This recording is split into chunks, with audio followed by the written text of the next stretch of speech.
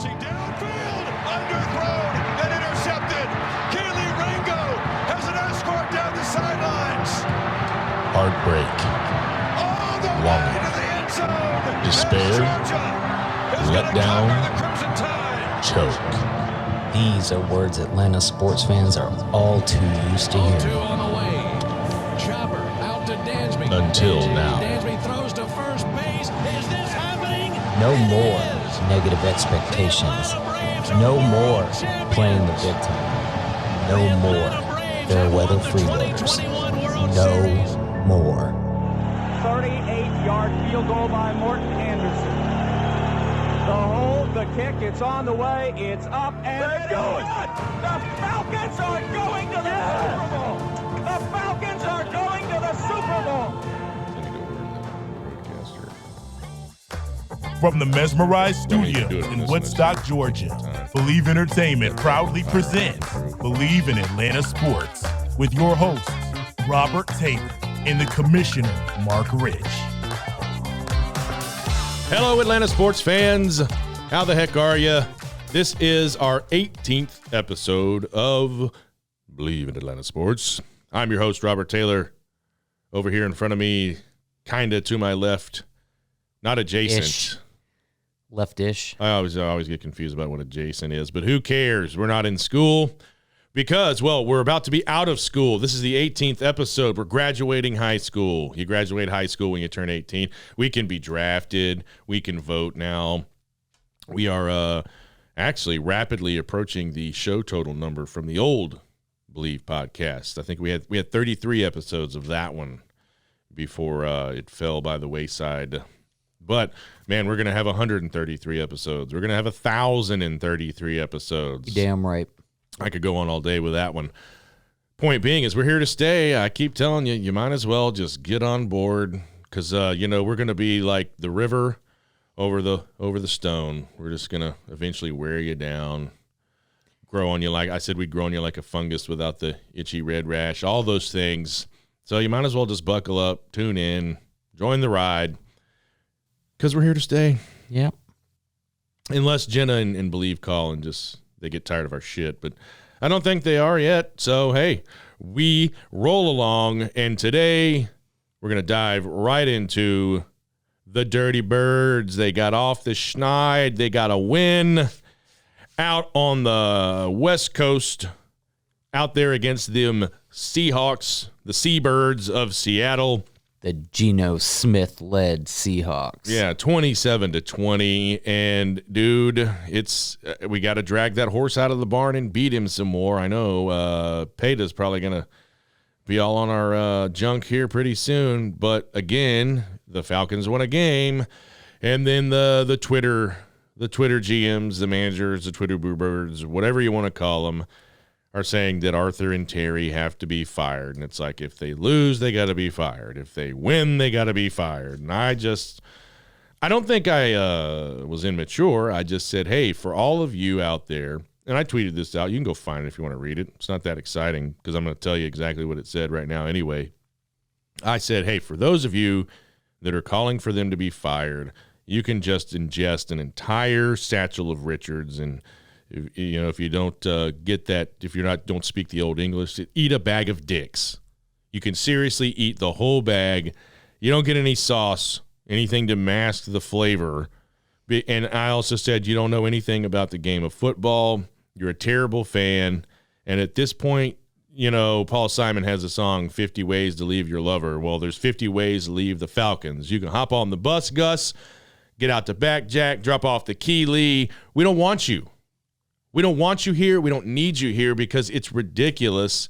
So piss off. Seriously. What do you want? Like what? We've been on a roller coaster in these first three games. I just don't know what the people actually want. You've got your mobile quarterback. That was the biggest box you wanted checked.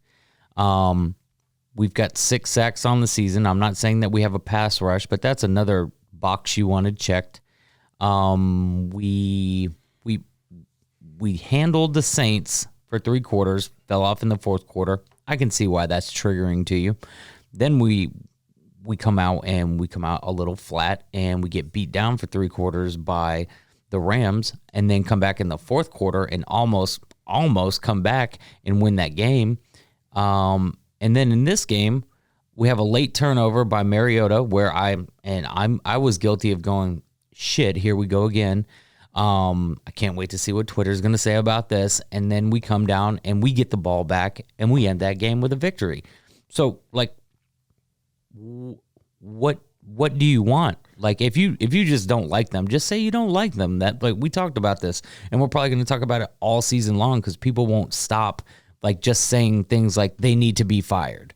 You know, cool. I can back it up then. Like, you know, how about because why? Yeah, just tell me what you're thinking. Like, it's so easy. The internet's just super easy just to put stuff like that out there. Oh yeah, I mean, I think sometimes they're just like, I'll just throw this out there. Maybe they're just fishing. Maybe it's bait for people like me, and I almost bite every time. I don't know. 100%. But then, and it's other people that just read something about Terry and maybe they read an article that says Terry and Arthur struggling, or something like that, and they see that and they turn around and they're like, "Oh, the Falcons suck." They're stealing from the employee break room. You know, they're taking pins and Post-it notes from the office. They're stealing office supplies or something. You know, but. And I brought this point up while we were, BSing before we hit record. And it's like, hey, still game 3, year 2. How would you feel if you got a brand new job and it was a complete shit show and you were handed the mop and said, hey, clean this up. And before you even got a chance to do anything, you're fired. Before you even have a chance to fully finish, they're not even done cleaning up yet.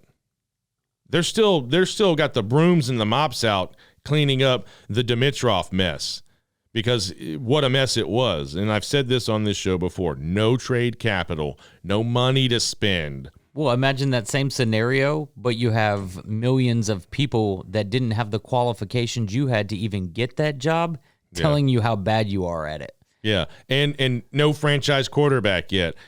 I'll go ahead and safely say it. Marcus Mariota is not the answer to the Falcons' quarterback problem. Is Desmond Ridder the answer? Who knows? Again, we don't know yet. Maybe he is. A lot of people say he, understands the playbook very well, this and that, on and on. We don't know. So we still have the quarterback question, and there's still so many things to improve. And I even said to this guy, I went further. I said silver linings. I'm going to echo what you just said. Gave the Rams all they can handle. Matt Leinart said it best during that game, like, we're going to see what kind of Falcons team we have in this second half. They didn't give up. They didn't quit. They damn near won that game. That's a positive. They got better, I think, that day. We'll talk about that later with the Dogs. But in the Seahawks game, they took the lead late. They held the lead late. Guess what? Your boy, he got involved. Pitts had some throws his way. I think it was 5 for 86 or something like that. I could kind of close. Maybe I'm way off. Nope, almost dead on 87. But yeah, it honestly should have been more. There were a few passes that didn't go his way. But man, it was nice to see his number being called.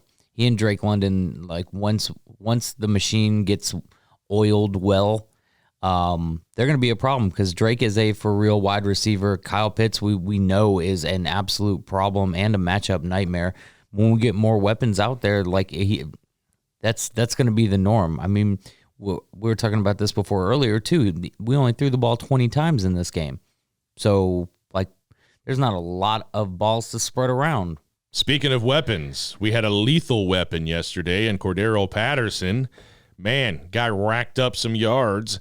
I said, let's get him a running back number. You said, I like the 84, but is he listed in the program still as a wide receiver? Can we just go ahead and say running back Cordero Patterson? Oh, no, he's listed as our number 1 running back. Okay, because he rumbled for like 142 or something yesterday. And, man, I don't know. I wonder, like, did he change his diet? Is he, like, did he get married? Does he have a great girlfriend? I mean, what happened here? There's something in the air, something in the water. Because he was could be seen probably as a first-round draft bust. He bumped around the league. I know he's with the Vikings and a couple other squads, but, man, he has really found a home here in Atlanta. And, Our good buddy said, you have a 31-year-old first-round draft bust as your running back, and I'm kind of like, and? Yeah, no. So, seems to be working. It sucks we got him this late in his career. I think he got pigeonholed when he came into the league as a kick returner, specialty guy, almost Devin Hester-ish when he got in the league, and that didn't pan out, and you saw him kind of like you would see Devin Hester sprinkled into the passing game every now and again. You saw it some when he was here in Atlanta, but you would just see like a couple of catches for a little bit of yards, but he always had that. He's got that game breaker, big play ability. He's always had that, and maybe it was just right place, right time, where they saw that he was an absolute freak athlete and that he needed to be utilized. And geez, I'm truly thankful that he's our running back. He's broken his career rushing yards record twice this season. First game and then last game, he beat it by 20 yards. Pretty sure that was an Arthur Smith thing, too, that had the idea of... Yeah, no, our shitty coach that has to go. Like, Our terrible coach that just... And I said this, too, and I think you would probably agree with me, that there is not a single coach, not a Bill Belichick, nobody, zero. There is no one that was going to come in and take this job and in year 2... go 3-0. Like, I just want and again, I think that's the thing. I want to ask these people, like, you've said this before on probably 5 times on 5 different shows. Like, what do you want? What is are you just like, you can't be pleased? Like, nothing's ever going, like that dad, that people have problems with when they grow up. There's like, nothing was ever good enough. Maybe you're like that dad to the Falcons. Like, nothing the Falcons do is ever going to be good enough. No matter what, if the Falcons win 45-0, you'll find something to bitch about. You'll find something that you don't like, and it's just, go away. It's just it's too much to, I don't think it's too much to ask that if you're just going to be a naysayer, either explain yourself or keep it moving. Like, I don't know why why there's a need to just be negative about something, but for no reason, just like to say they need to be fired. Like, I know, yeah. I guess maybe that's what Twitter's all about, like, where you can just post comments like that and you don't really have to like get into it, but it doesn't make sense to me. Like, if you're using that to like start a conversation and get it going, good for you. You got it. But it just happens so much, and you see a lot of these things even on like most social media, like on Facebook and stuff like that. You'll see where somebody will post and then start a fire and run away from it, and they'll never post back on their original comment. Those are the trolls. But again, that's what all social media is. You can just say stuff. You don't need to back it up with facts or anything. That gets people all amped up. But like, some people like take that as gospel truth. Yeah. They just see that post online and they're like, oh, yep, that's it. That's it right there. Mm-hmm. So, it's tough. But, man, CP, please stay here as long. Hopefully you found the Fountain of Youth in Atlanta, and hopefully you can hang out with us throughout this rebuild and be a part of whatever it turns into. Well, he did. He signed a deal in the offseason, right? Oh yeah, I'm just saying. I hope you're here through the rebuild. I hope you're here to like help us bridge the gap and then reap the benefits when we come out on the other side, because he is giving every bit of 110% every time he's out there. You keep racking up 142-yard rushing games, you'll be here. You'll be in town. I usually try not to get Falcons on my fantasy football team, because if they falter, I don't like to like look at them that way. And before we even go any further into that, it's always Falcons first for me when it comes to fantasy football. I had an opportunity to play Geno Smith because my quarterback got hurt, and I absolutely did not. I opted for Daniel Jones instead of Geno Smith, even though I knew it was probably a smarter option. Who had the better day? Geno. Okay. So, but I opted out of it just because I won't do that. But that being said, I do have Cordero Patterson on a couple of my teams, and that it's working out. What's the total this year? What do you have, like 9 teams this year? It's 8. See, I was close. Every year you have a billion. That's why we call him the commissioner, folks. I don't like it. I'm starting not to like it. It's a lot, and I feel like I'm just not. Have we talked about my fantasy football stuff on here ever? I don't think so. It's so hard, man. I don't know. I have the memory of not an elephant. I can tell you that. I have to like when I post the episodes, I have to re-listen just to, because I try to come up with a catchy title. I feel like they're pretty good, but I have to be like, okay, what I know we talked about. Obviously, we talked some Atlanta sports, but what exactly did we talk about? But so if we did, whatever. I don't play fantasy football anymore, and I know it's just because of how serious people got about it. Like, why, about where you drafted people and draft placement and all this other garbage. And I'm just like, man, if I want my running back, if I have a favorite running back, I might take him the first pick because he's really good and he scores a lot of points. So everybody else wants him. He's on the table. I'm taking him. I think it's just do you have a strategy when you draft your team? You've been playing long enough, you read, but like, is it really like kind of like the actual NFL draft? Like, again, I never took a kicker in round 1 or 2 or 3, but there were definitely times where people not even like, goaded me, or like they legit like got angry with me, like to the point where they like wanted to fight. Well, because I took a whatever in this round, and why would you do it's like those jerk offs that get mad at bar poker when you're playing for like, free tater tots. They're like, oh, you came over the top with that King 12 nut flush, you son of a bitch. And I'm like, man, that's how I play with free money.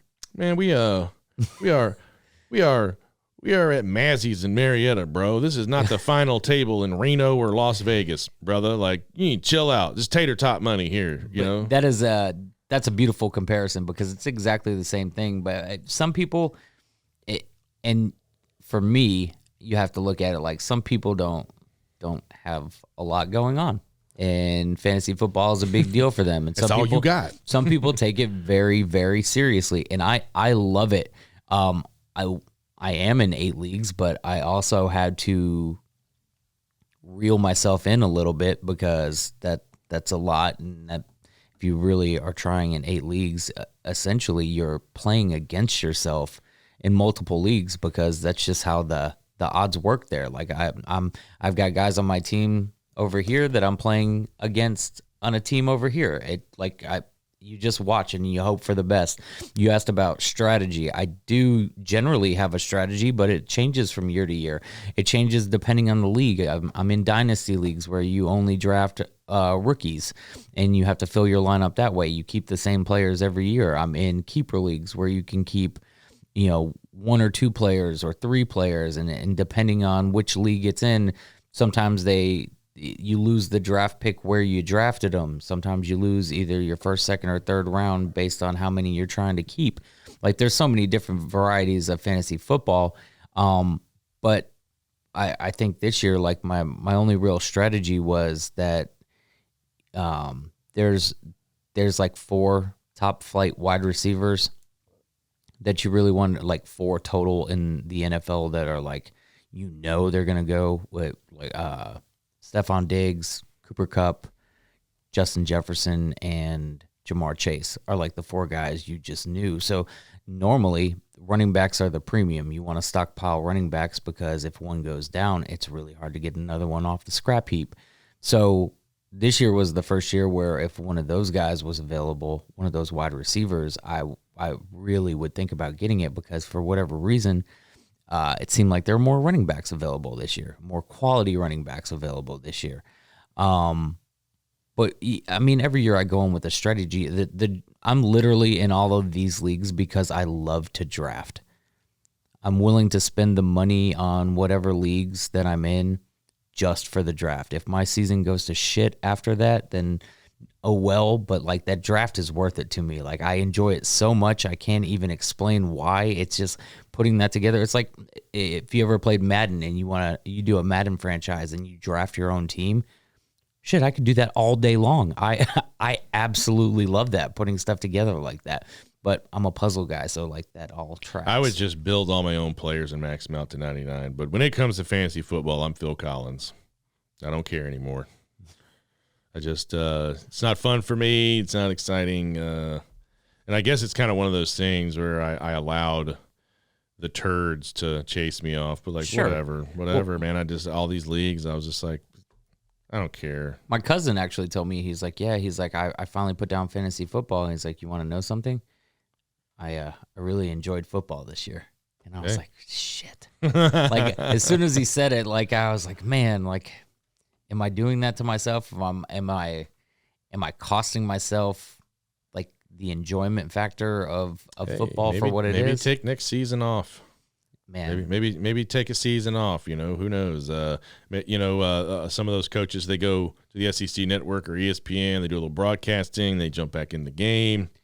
maybe next year I drop all these other leagues and we start at one Believe in Atlanta Sports League and we bring our people in, and that's the only one we do. Okay, when you say we, do you have a mouse in your pocket? Because I'm not in on this. Oh, no. I mean, since we are Believe in Atlanta Sports. The royal we. Yeah, I'll be the commissioner and you can be my team partner because I don't want to call you a mascot. I don't want any. I'll be the mascot. Okay, you're 100%. I'll what is it? Harry the Falcon? I don't know. What's his name? Freddie Falcon. And I'll do a different one each week. I'll be Freddie Falcon, then I'll be Harry Dog, and then I don't know. Will you be Skyhawk too? Yeah, everybody. Man, why can't I? Bonkers, Bamboozled. Yeah, who? Blooper.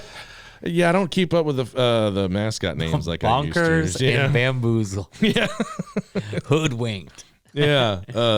So I didn't not obviously. How would you guys know? But I had to adult and work yesterday.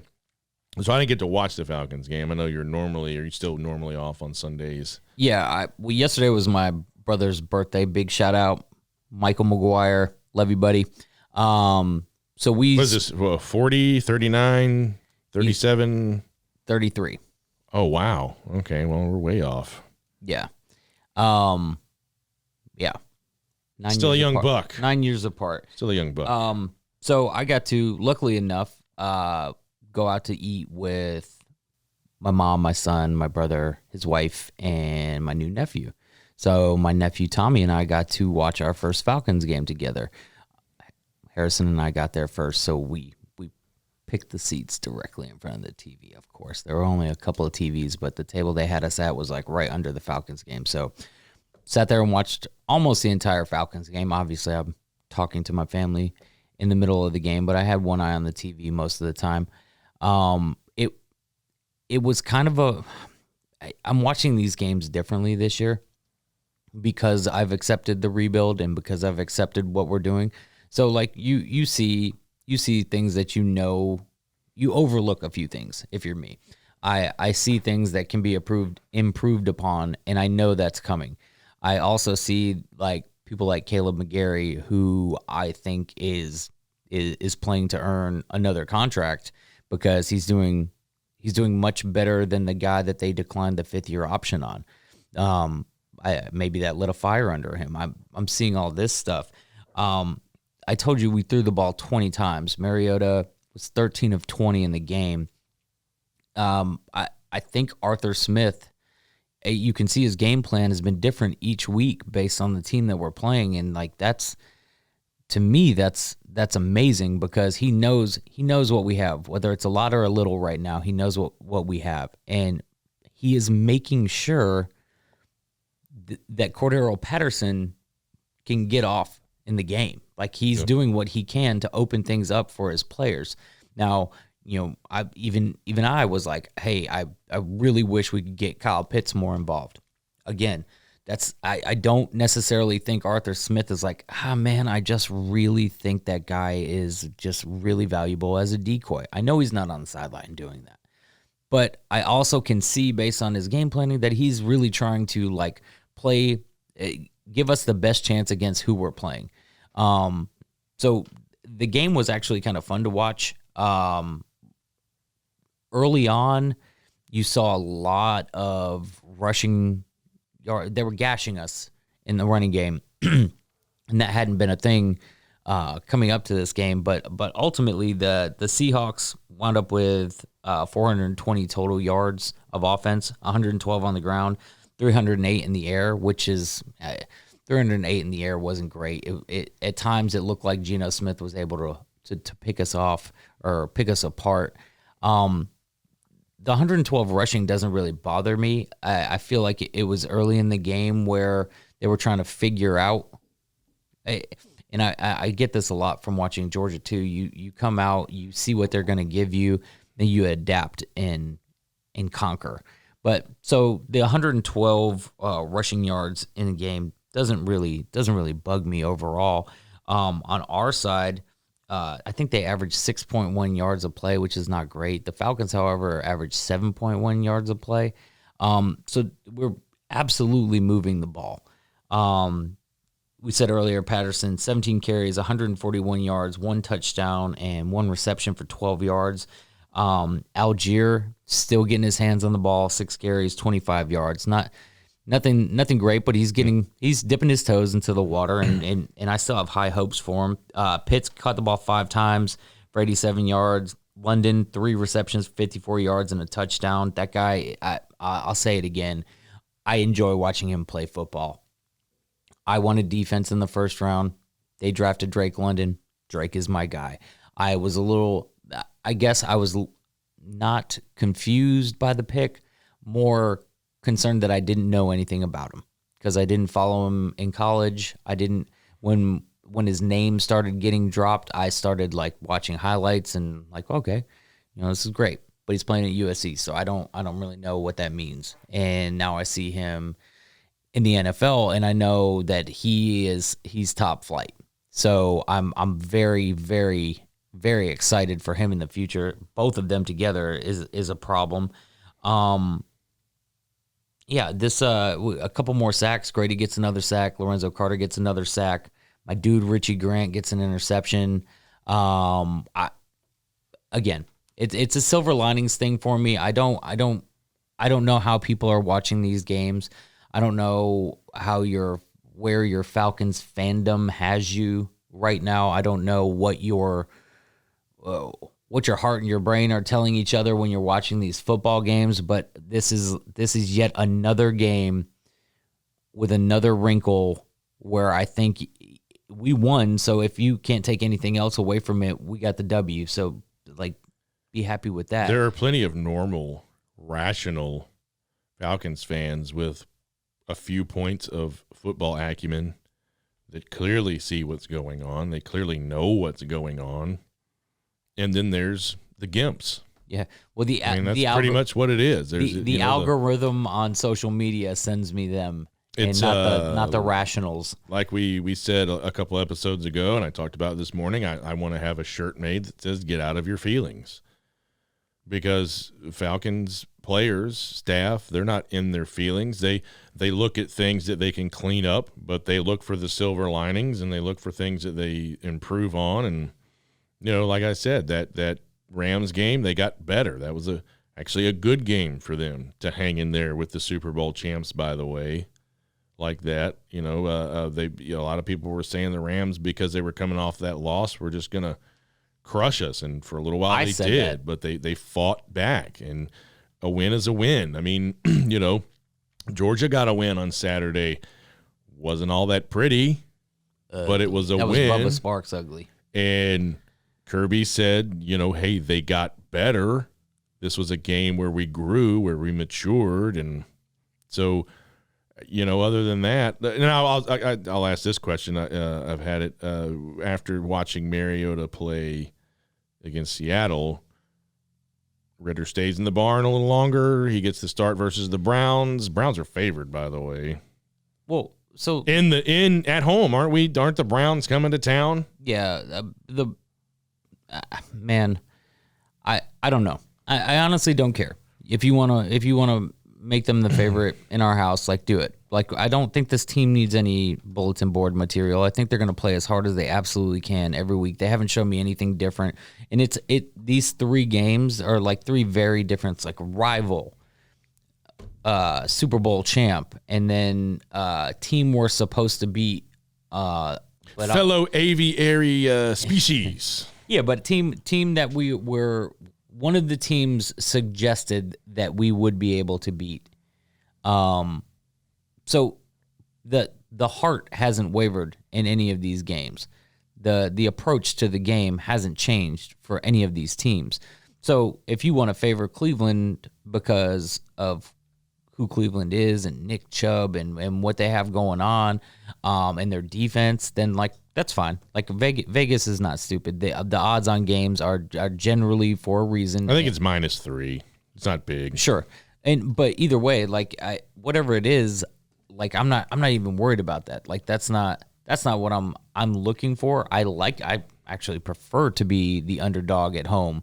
I think it's going to be a great football game. I think these Falcons are just gaining energy and momentum every week. And again, I don't know that that's going to translate into, a bunch of wins and us going to the playoffs, but it could. I had somebody call me and say, listen, like I don't care what anybody says. I've watched, after watching Miami beat Buffalo, I'm not telling you the Falcons are going to go to the Super Bowl, but I think the Falcons can lace them up and play with any team in the NFL. And I was like, that's a fair thing to say.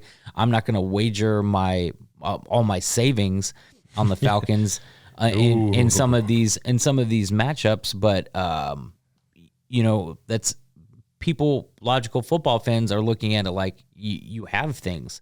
It's not even all put together yet. The Mariota thing, you get a couple more turnovers out of him again this week, and what I'm seeing, and I could be completely wrong, but what I'm seeing is them still wanting to stick with their guy, but trying to minimize what he's doing. Throwing the ball 20 times in that game, but we still have a pick and a fumble, and almost a very costly fumble towards the end of the game. However, we come back and get the ball back and ice that thing out. And I was one of the people, I'm sure one of the many people that saw that fumble and just went, here we go again. Yeah, he's got to take care of the football better, make better decisions with it. You saw me snicker a little while ago, and it wasn't anything at the Falcons. I know this is old, but I think I'll probably forever be this way. I can't ever hear the word playoffs and then in my head go playoffs. Yep. I just can't. You got to Jim Moore that thing. Yeah, it just makes me still. I mean, God, every sports show in the entire world has made fun of that, and every sports radio station has the button where they, but it just still makes me laugh every time. But it's like it's a very real thing for the Falcons, and Falcons fans should know that is that like it's not out of the realm of possibility. Like look at what's happening across the league. Because of fantasy football. Because of fantasy, every year I'm like, damn, the NFL is weird this year. Because in my brain and based on what ESPN and all these other major outlets who put out like the fantasy football rankings, that's how I'm reading and how I'm judging based on how people are being picked and how good they're going to be. And I gauge how good their team's going to be based on that. In addition to like knowing who these players are and knowing who the coaches are and what's actually going on in football, you put that all together. But like sometimes like these big moves like Devontae Adams to the Raiders and Tyreek Hill to the Dolphins, and like these shifts change the entire complexity of football teams. Like people thought that the Chiefs were just going to come out and be terrible because they lost Tyreek Hill, and now Patrick Mahomes doesn't have anybody to take the top off. Well, that's absolutely not true. Okay, they still have tons of weapons. Mahomes is still Mahomes. Like people, if you think that Tyreek Hill made Patrick Mahomes, well, like it was a complimentary relationship there. Yeah. Like they both made each other look very, very good, and they both complemented each other very well. But yeah, it's different. It's so different, and like you think the Bills after a couple games are just going to steamroll everybody, and then they falter and they go down to the Dolphins. But you look at what their secondary was. Their secondary was 2 rookies and a rookie, a sophomore, and 2 6th-round draft picks. That was their secondary, their starting secondary, because of injuries and whatever else is going on. But like they are a team. They should still be the front runner to get to the Super Bowl. But this happens in the NFL. No, Ken Dorsey broke a couple of tablets yesterday for the Bills. For those of you that don't know, he's the Bills OC, former Miami quarterback. But if you think about it, put it this way. The Falcons are halfway to their win total in Game 3. They said 2-15. you have to think, just statistically speaking, they're going to win more than 2 games now. I mean, they got their first win of the season. They're going to win more than 2. We're going to be fine. But like you were saying, for every great wide receiver, they don't have a shitty quarterback. He's got to put the ball where it needs to be. They've got to catch it. It's a give and take. It's a partnership. So, and again, we've had this conversation multiple times. Mariota or Ritter. Whatever you do here, my perception now is that I'm not saying that you're handcuffing Mariota, but you're trying to limit Mariota's mistakes. If that's part of your game plan right now, why not get the other guy some playing time? And if Mariota is still your guy and you're watching him and you're seeing that he's progressing and that you're hoping he's knocking the rust off and like he's still getting acclimated to becoming a starting quarterback in the NFL again, then keep going with him. Like, I'm good with whatever we decide. I just want to know. I personally want to know, but I'm good with whatever they decide. I have an idea. Okay. What if we get Seth Brundle's gene splicing teleportation pods and we put them in there and we make Ridiota? You said you want to get rid of Mariota? No. We put Ritter and Mariota in Seth Brundle's gene splicing teleportation pods, and they just mush into one quarterback. Tell me more about this getting rid of Mariota. But if we do that, I mean, do we just put the knowledge Mariota has in Ritter's head? Because sure, pretty much everything else we want to keep of Ritter. We have to tweak the knobs a little bit on that one. But I want the kid to get some play just because that's my own selfish fan want there. If Mariota's better for the team, if they're trying to preserve Ritter and let him learn as much as he can, or maybe they know that they're good with him already, but they refuse to put him behind a lackluster offensive line. You know what I mean? You got to protect your investment. Maybe, but they're not going to tell anybody that. Just what you're not going to give away your secrets. So it's one of those things where I'm just always intrigued. And I said it a million times. I'm seeing football and sports through rose-colored glasses still right now. So I'm just happy about everything, and I'm good, bad, or ugly. I'm just enjoying it. I mean, you look up in Green Bay, and there's a guy up there that's pretty darn good quarterback. By the numbers and his draft position and everything. Jordan Love is still sitting on the bench. He's got some snaps, but Aaron Rodgers sat for 3 years while Favre was there. Now, Aaron Rodgers does a lot more for his quarterbacks than Favre ever did. Favre was a dick. He don't help anybody out. Oh, no. Well, does Ritter sit for 3 seasons? No. You could see him this season, but it's also like, hey, let's get it. He's in the QB room. He's studying film. He's watching film. He's picking Mariota's brain. I'm sure he's got a headset on during the games. I guess that's one thing I haven't watched. I'd like to see what he does on the sidelines during a game. Because you've seen it before, like where the backup's off eating a Snickers somewhere or screwing around with the kicker, like, and then there's the guy who's involved. He's got the tablet. He's in the mix, watching what's going down. Because again, got to be ready. I think that's the mentality I hope he has. Is not like, no, whatever. Like, you got to be ready to at any moment your number could get called. I don't think anything that he's done so far would give you any reason not to think that that's what he wants to be, and that's what he's preparing for. Literally everything that you've heard, even some annoyingly so, like cliched stuff that he's saying that people are just grasping onto and salivating. No, it's the right thing to say, and I don't doubt that it's his mentality, but it's just like the specifically stereotypically right thing to say about taking over as quarterback for a professional football team. But yeah, I don't like I'm not leaving Atlanta without the Super Bowl. Like, calm down, bro. Well, I mean, it's exciting. It's cockiness, it's confidence, it's all that. I'm just like, calm down.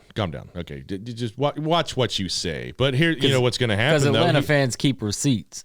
They do. Well, everybody that's screaming for Ritter, he's going to get in his first NFL game ever and have a fumble and throw a pick, and they'll be saying, oh, we got to bench him. Yeah, let's just bench him. That's, how some of those goombas are. But anyway. Yep. We sprinkled in a pinch of Bulldogs, but let's go ahead and put that pie in the oven. They had a game Saturday. I think everybody in this room, the two of us that are in this room, everybody probably in the entire Bulldog Nation, except for the coaching staff, underestimated Kent State. Those guys were big in the trenches on both sides of the ball. They did some different things that Georgia's not used to seeing. They were dropping an extra safety here and there, and I don't want to say didn't give me a scare. I was concerned that I was like, hey, are we looking past these guys? I was annoyed. Because of course you want to see total dominance, but I'm with Kirby. He said, man, I watched the film. These guys are a good football team. This was a good game for us. We got better today. We grew today. It's kind of a gut check, and people were asking me, my brother-in-law, and some other people like, what's going on with our team? And I said, they've been reading the papers, because that's why in my older age, I've started to take it a little easier, or maybe not be so harsh, because at the end of the day, I know what I was like when I was 19, 20 years old. These kids they're celebrities, especially in Athens. Mm-hmm. They're gods. In Athens, Georgia, if you're on that team, especially now with a national championship, so they can get a little full of themselves. I'm going to tell a story in a minute, and I'm not saying this is what happened, but they start to believe the hype, and maybe they forget that even if it's an App State or a Kent State or a whoever, Wofford, whoever, when you're the number one team in the land, all anybody wants to do is come in there and then leave saying, we just beat the number one team. Everybody wants you. There's a target on your back. You are the hunted. You can't get any higher. Nick Saban says this all the time. It's hard to get to the top, but it's even harder to stay there, and it's lonely up there. So did they underestimate their opponent? Did they maybe think, we can kind of cruise on this one? I don't know, because even the best coach teams in the world, you've seen the Alabamas do it. Maybe that happened, but they came out in the second half and responded, and everybody said, well, they were so worried. But, hey, 6 for 6 in the red zone, 3 TDs, 3 field goals, 25 for 26 in the red zone, 17 touchdowns, 8 field goals for the year. Still racked up like 500 and something yards of offense. But again, now, not really, but Kirby said they had 4 turnovers. So, well, we came in with 0. Yeah. So when you, and the fourth one, he included the fake punt as kind of a turnover. So when you give them the ball 4 times in a game, it's not so much that Kent State was that good, as just Georgia was a little sloppy. But this is a kind of one of those gut check games to say, hey guys, every opponent is just that, an opponent. None of them should be taken lightly. Everyone from now on, you got to, check yourself a little bit. Put down the paper. We were jinxed. Yeah, well, Kirby says, even in his press conference, he's like, hey, if I could stop you guys from filling their heads up, what does Nick Saban? Nick Saban calls it rat poison. The rat poison. And it's true, because they're kids. And that being said, I'll go ahead and get into it. We'll talk some numbers and stuff. But, did they maybe party a little much? Did they not take it as seriously? I'll tell you a great story. I don't know if it's a great story. I just know it to be true, because, going to school in Athens and growing up right outside Athens, you just meet a lot of people that are involved in the program. Or, hey, my dad, was a second string O lineman or whatever. And there was a game in Columbia one year versus the Gamecocks, and Georgia had a good team, and they're supposed to go in and they're supposed to roll South Carolina, and we had this great athletic quarterback, and it is well known now.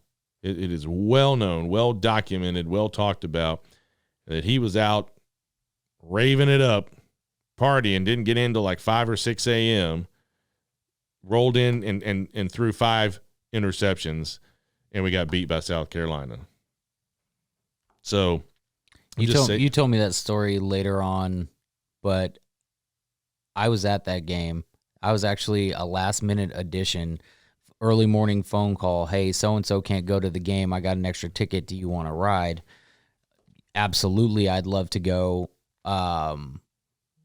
This is going to be a little difficult, though, because I'm on crutches and my foot's in a boot. So we go to Columbia and park what seemed to be like maybe a half mile away from the stadium. Yeah. So crutching to the stadium wasn't great. But then I got to sit in the stadium and watch this happen. And my young, mildly intoxicated mind is going haywire because I don't understand how any college football team, especially one like Georgia, would allow somebody to throw that many interceptions in a game. So of course now I'm starting to think, are they all in on it? Are we throwing this game? Like, is the fix in? But I don't know if you remember at the end of that game, after South Carolina beat us, they tore down the damn goalposts. Mm-hmm. I'm on crutches. Everybody got to leave the stadium before me because everybody was trying to get the hell out. And I couldn't just get up and go because everybody was steamrolling the field.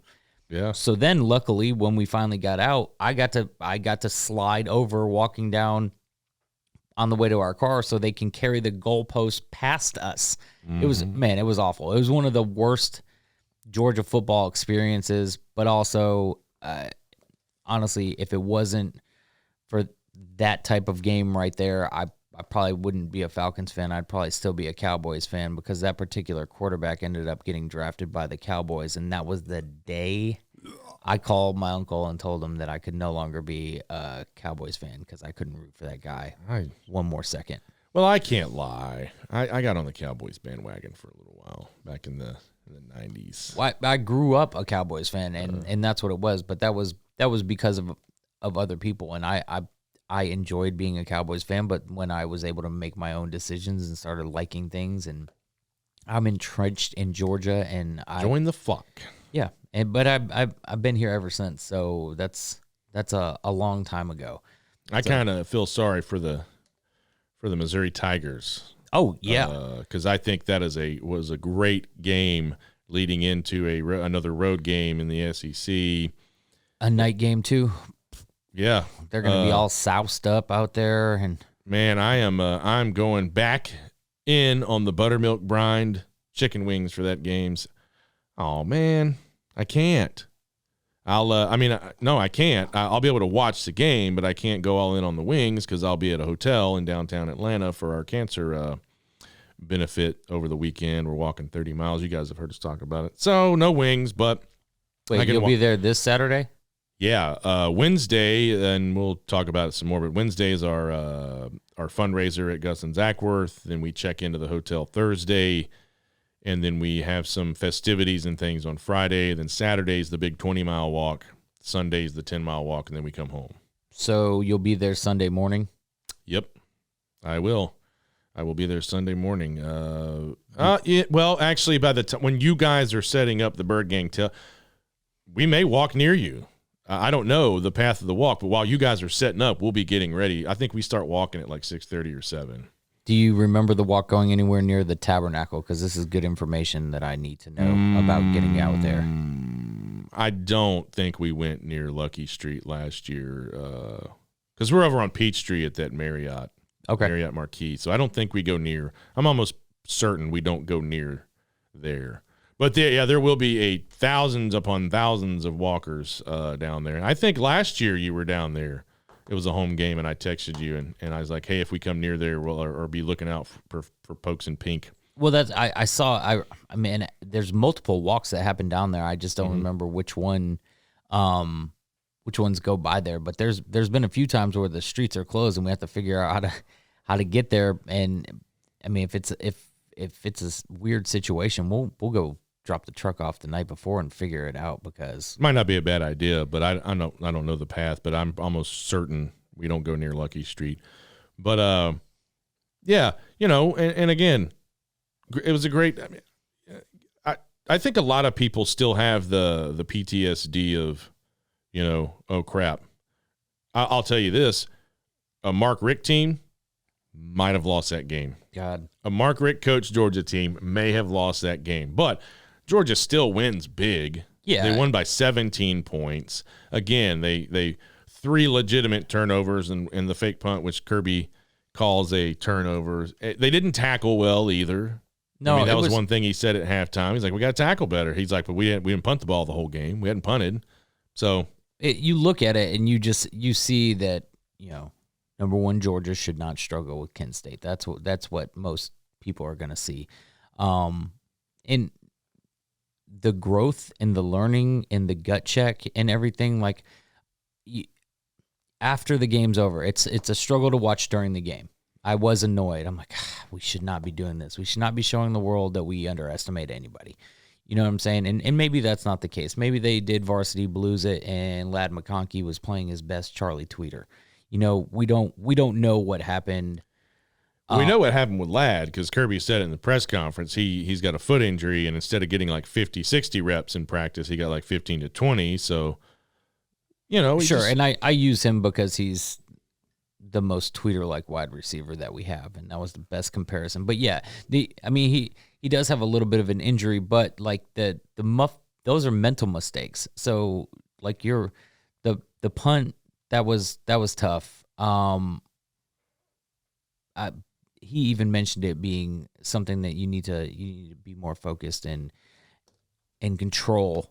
But overall, it's just another W for us. It wasn't as pretty as we wanted it to be, but seriously, everybody, wait till Missouri catches this Georgia team after Kirby's got a hold of them for a week after that. And read the Coke bottle from their first national championship in the 80s, the only one, but there's a lot of close games. It's a game of football, and everybody said it. Kent State, pretty good team. They got some athletes. They got some big guys, some big strong guys. They did some different looks.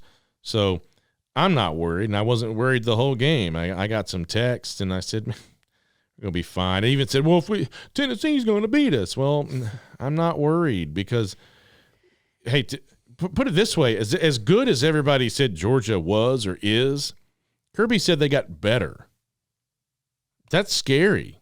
That they were already so dominant in those first 3 games and they just got better? Are you kidding me? Tennessee's a good football team, but that showing against, why don't you go back 1 week further? You weren't saying that when we dismantled South Carolina. You weren't saying, Tennessee's going to beat you now because you didn't beat South Carolina by enough. It's a different week. And yes, whether it's good or whether it's something that you want to see, Georgia will come out in a whole different mindset for Tennessee than they will for Kent State, no matter what. No matter what. Yeah, it's a different game. And did Kent State scrap? Did they come to play? Yeah, they came to play. They probably gave Georgia their best game. Wasn't enough. Was Georgia ever in danger of losing that football game? No, they were not. Not at all. Kent State overlooked Oklahoma because they were looking forward to Georgia. And maybe. And somebody said, does Kent State have the blueprint to beat Georgia? Well, no, because they didn't beat Georgia. Yeah. If you beat someone, then, well, yeah, maybe you have the blueprint. If the score was in Kent State's favor, I would have said yes, but no. Just a tough, scrappy football team. God, it's happened. It's already happened this year where, an App State or look, and Clemson, was it Wake Forest they played? That game went to OT, I think. Michigan didn't have another cupcake. They didn't whomp their opponent. In the top 5, Alabama and Ohio State are the only 2 blowouts. The other 3, Georgia, Clemson, Michigan, played some kind of tight games. So, and guess what? Georgia's still number 1. They didn't lose the number 1 ranking.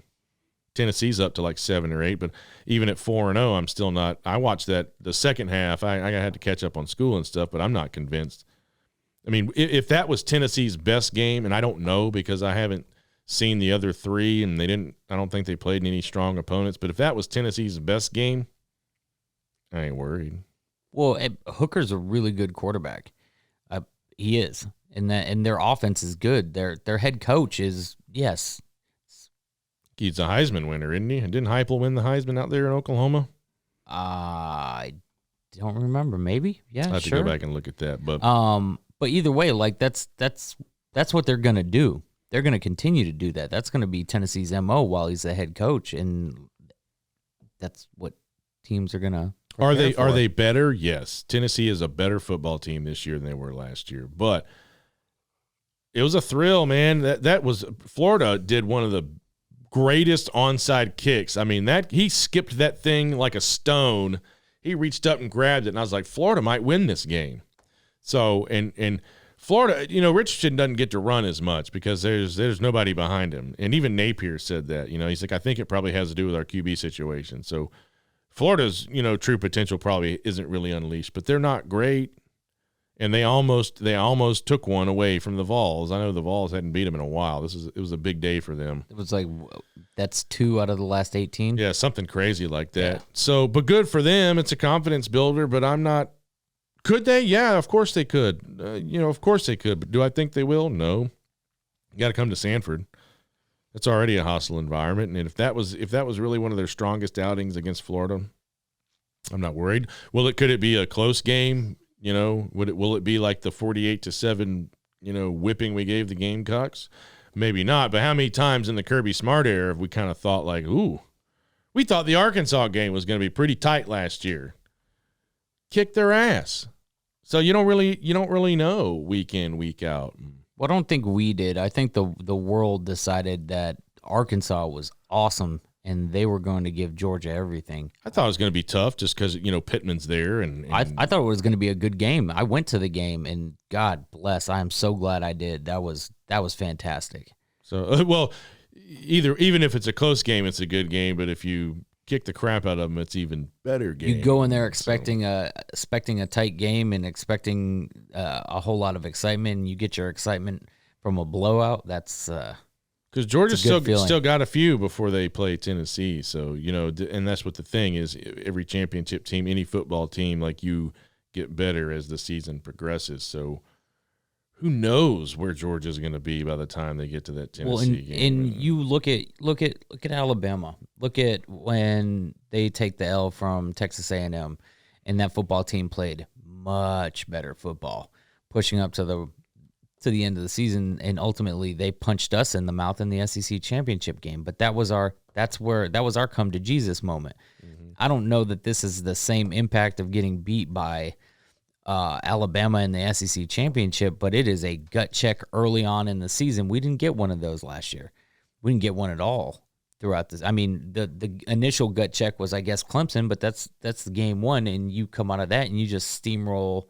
Yeah, pretty much everybody. Yeah, through the rest of the season. So when Kirby says that they got something out of that, I'm hoping that's part of what they got. They got better as a football team, and maybe they'll just keep that in the back of their head that they shouldn't underestimate or whatever it was in the background that caused that game to go that way. And honestly, the blueprint is, if the blueprint to beat us is us turning the ball over, then sure, that's the blueprint to beat a lot of people. But we made a lot of the mistakes that made that game the way that it was. 100%. I literally will believe anything Kirby Smart tells me these days. Mm-hmm. Yep. He finally got us that coveted national title. But speaking of Kirby Smart and coaches, there's just down the road at the North Avenue Trade School, Jeff Collins is out. And the only reason we're talking about this is because our OC was whispered in the same breath as prime time. I don't know. Again, everybody always puts out these coaching lists or whatever, and who knows if Deion Sanders is even really a legitimate candidate. Tech hasn't really said anything, and he hasn't said anything. But he's been mentioned. But Todd Monken was mentioned, and you said, first of all, the dude hates recruiting. I said he's an NFL caliber guy. He's been an NFL coordinator. He's at Georgia with the facilities in the SEC. He doesn't, and again, never met Todd Monken, don't know him from Adam's House Cat. I probably wouldn't know him if I saw him on the street. I've seen his picture. I've seen some interviews, read some interviews, but he doesn't seem like to me that because of his pedigree, he has any interest in going to a Georgia Tech in the ACC. Because, first of all, it's going to be a long process, kind of similar to Georgia when Kirby's like, you want to win? You got to build me this. You got to build me this. You got to give me this. And I need this. It's a long list at Tech to get them to where I think any goal of any college program is the national scene. You want to play for the ACC title. You want to get in the college football playoffs. Georgia Tech is a long, long, long, long way from that, a long road. So I can't see Todd Monken taking that job. I mean, he's the hot pick because what is he doing? He's running the hottest offense in all of football right now. You know, arguably, you could say Georgia has the best offense in college football. So, of course, any kind of offensive guru, any mastermind is going to be at the top of anybody's list. But I think Tech's chances of getting him are – I could be proved wrong, but I'm just going to say it. They're about that big. Yeah, I don't – it wouldn't make sense. But again, I also don't know Todd Monken, so I wouldn't be surprised by anything. It just seems like a very difficult transition from a place that he seems extremely comfortable. Yeah, I don't see it happening. I said it before. I got a buddy, Mike Passione, out there who is just happy as a pig in shit that Jeff Collins is gone. Talked to him over the weekend. He's really excited about getting anyone else in there for Tech. I don't think it's going to be Monken, but I hope it's somebody that can make them somewhat relevant. I want Prime in there. That's what I want. That'd be great. I think Dion back in Atlanta would be incredible, and I think that as far as like recruiting goes, would just, man, that would sell itself.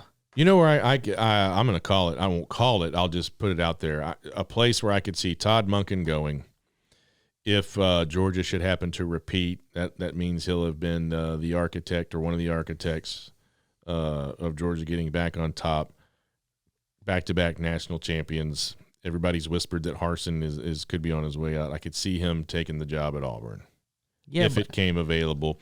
Because that's what happens. Well, I mean, you build this great thing. Sense. You win 2 national. If they do it, Georgia has a great shot to do it. But back-to-back national titles, that's just kind of how it goes. You know, people start picking off that tree, I could see that. I just everything that's said about him leads me to believe that he is 100% good with where he is. Hey, great. You know me, I'm one of those people like, hey, stay forever. Money talks. You and Kirby stay as long as you can. Let's keep you and Bobo. Let's keep the band together. Let's win 15 national titles. Unfortunately, like you said, money. Well, is he a money guy, or does he look around and go, I like Athens. I got a great house. I got, like some of those guys just are like, I'm good here, man. I would love to say that I was a big part of what's going on here at Georgia. I want to be here. I want to stay here. But God, how many OCs has Nick Saban gone through? So oh yeah. Again, we don't know Todd Monken, but I'll believe you when you say the rumblings are, hey, I'm perfectly good where I'm at, and please stay by all means. Stay. Please but stay. If that was going to happen, as it a lot of times does, Auburn would make. I don't know if it makes sense, but I don't know. I don't know. I'm basing this just off pure gut, whatever you want to call it. I just, yeah, probably might be a good fit over there. Might be a job he would take. So yeah, we both are peeking at the clock over here, and we don't want to take up too much more of your time. But we got another great episode. Won't be with you this weekend because again, I'll be walking it up, so we won't be here on Thursday doing our thing, laying it down. But we'll be back with you. Everybody's got to take breaks, right? Speaking of breaks, we're going to break from this episode so we can film another exciting episode. But hey, man, Falcons won, Dogs rolling, Braves are in the playoffs. We'll give you more on that next episode. Life is good. Everybody's winning. We love you, Atlanta. We love our teams. We love our town. We're going to keep pointing the finger at you haters who claim you imposters. you fake fans, you fair weather freeloaders, as we say in our intro. We're watching you. We see you, but we are out. Do you believe?